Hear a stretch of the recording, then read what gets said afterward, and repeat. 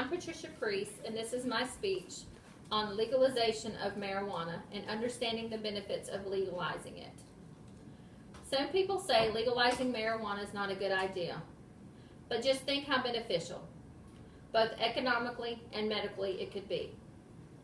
I personally know several people who would benefit from medical marijuana. They take about 15 to 20 pills a day just to reduce the excruciating back and joint pain related to rheumatoid arthritis and other medical problems, and experience little to no relief. Marijuana can eliminate various economical and financial issues in the United States and an individual's well-being. Marijuana has many side effects, like any drug. With the side effects of marijuana, the question is, do the benefits outweigh the more harmful side effects? That's what I am going to discuss. By the end of this speech, it will be clear that the economical and medical benefits and effects of marijuana can do more good than harm. There are a few reasons many people argue marijuana should be kept illegal, and here are a few. Marijuana is considered a gateway drug, a drug that may lead to other more harmful drugs.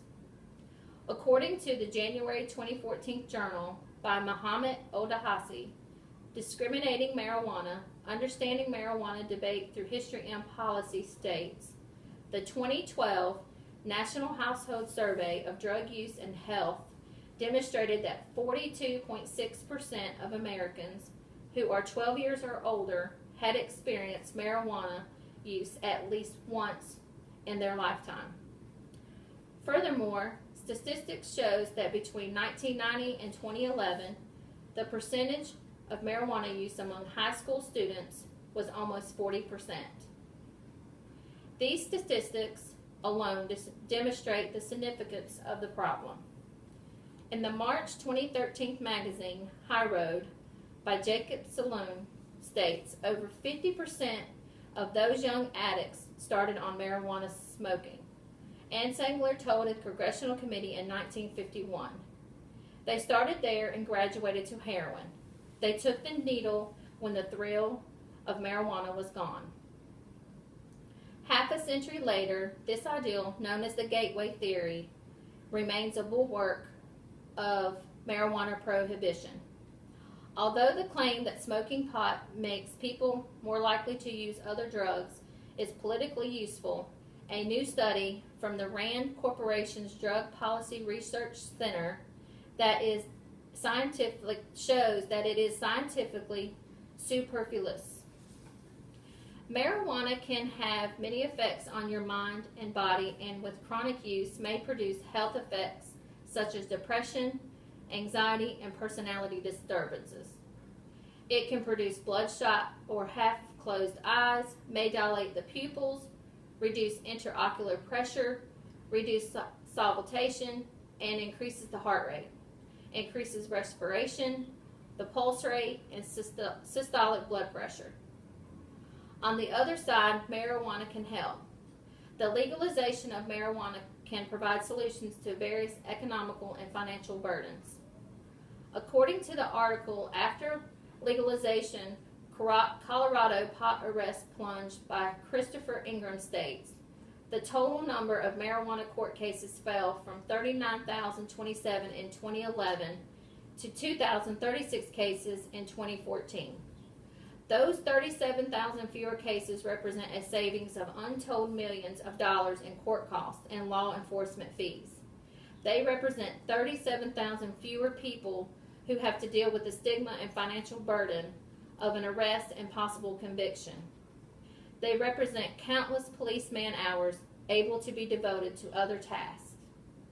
In the August 1st, 2013 journal, The Gazette, Costs and Benefits of Legalizing Marijuana by Taylor Note states, legalize it, regulate it, and tax it to death like everything else in this country.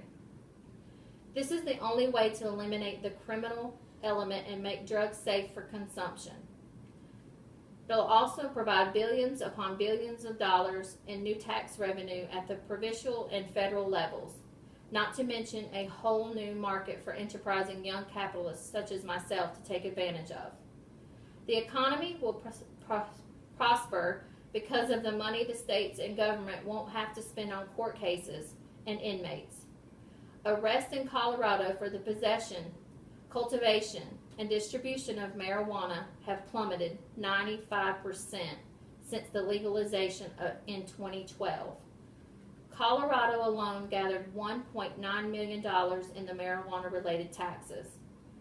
Medicinal benefits, as confirmed by Donna C. Aries in the studies, shows medical marijuana benefits in the Nation's Health article, April 2007, states, marijuana provides significant relief in patients suffering from peripheral neuropathy, an extremely painful nerve condition, afflicting 1/3 of people living with HIV, and for which conventional drugs often offer no relief, according to a recent study.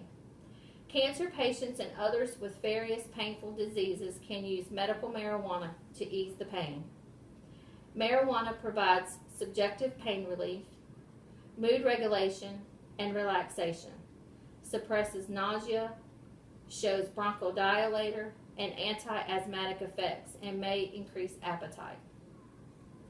The legalization of marijuana has proven itself of the greater good in the state of Colorado, and the next step is statewide legalization.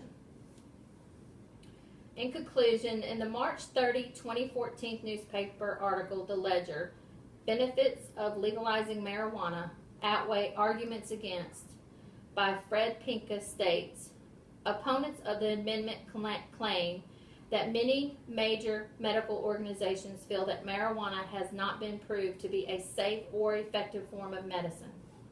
However, the evidence that in many cases marijuana is beneficial is overwhelming. Legalizing marijuana can, will, and does prove effective in cutting back crime, creating new money flow for the government, and helping those in pain through medicinal marijuana.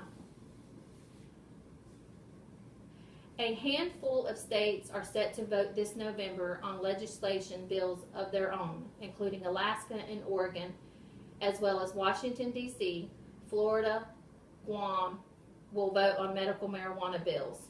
In the article, according to the article in the Wall Street cheat sheet, 7 states that would earn the most money by legalizing marijuana, Chatham News Text 2014 stated, the legalization of marijuana is inevitable, and marijuana will one day be legal in most, if not all, 50 states.